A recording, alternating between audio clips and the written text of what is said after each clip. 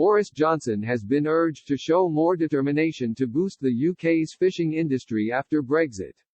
Conservative MP John Redwood took to Twitter to call on the Prime Minister to get behind the fishing industry.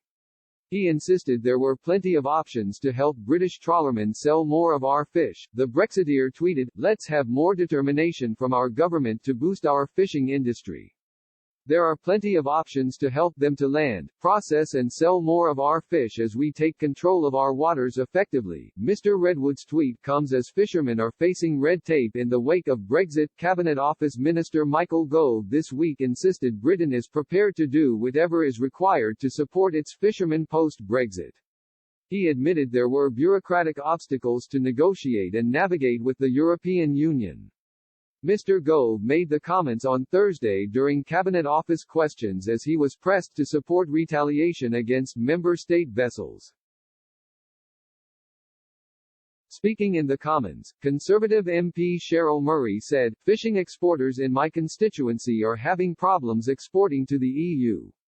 We signed a deal that said we could export to the EU. What action is Mr. Gove taking to ensure these exports happen without hindrance, and will he start boarding EU vessels in retaliation if we still see this obstructive action on the part of the EU?"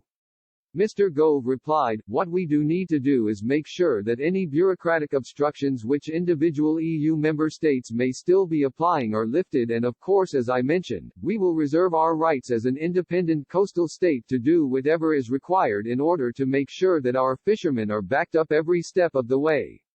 Tory MP Leah Nietzsche said, "Grimsby fish exporters are reporting to me that despite the EU agreement for free trade, French ports are introducing additional paperwork and extra costs. They're even insisting that we hire EU nationals to do that additional work.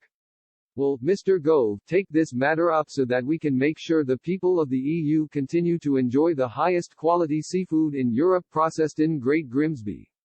Mr. Gove responded, "Well, Ms. Nietzsche is absolutely right. The highest quality seafood in the whole of Europe is produced in Great Grimsby. Indeed, I remember my dad when he ran a fish processing business sending some of the fish that he bought at Aberdeen Fish Market to Grimsby for subsequent processing, and it was enjoyed on tables across Europe."